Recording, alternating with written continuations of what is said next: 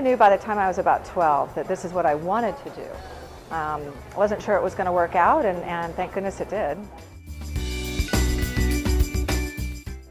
Ever since I was a kid, I love line work, and so my first pieces that I did were these bright colored watercolors with this black ink line running through to delineate the subject.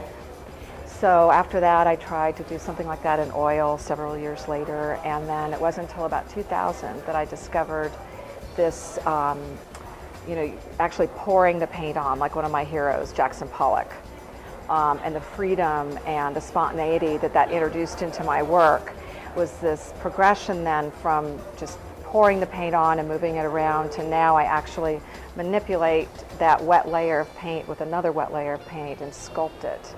So it was just kind of a natural progression, and each year I try something different with that. To me, this style is almost like drawing with paint.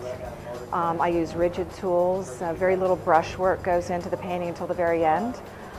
So it felt more like drawing, and consequently much more comfortable. So it's kind of a culmination of several heroes that I've had since I was a kid, and Van Gogh, of course, is one of them. And I love the texture of paint. As much as the color, I think the texture is what sets my pieces apart. I think as an artist, I think one of the important things to do is to grow and explore. So the last few years I've been exploring and growing within my technique, and now I feel this level of comfort, and now I'm going to start to grow and explore in different subjects. This past year I did all kinds of fun things, like a set of giant tennis shoes for a marathon runner in a surreal mountain landscape. His two loves, mountains and running. I did some religious icons for a family in Virginia, completely off subject from what was showing here at the celebration. And these people came into my space and they saw these different things in my paintings, and I think it helped give me the confidence to say, well, if other people are seeing things other than cities and flowers, then I need to start exploring that. So that's my goal for 2012.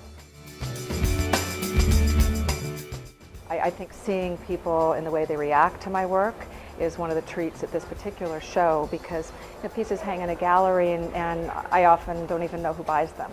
But here at Celebration, I can see the reaction of people when I'm working on a piece, see their reaction when they come in a few weeks later and they see the piece done, and it helps, I think, them connect with my work and me connect with the collector and who they are, and what they see in my work is really a thrill.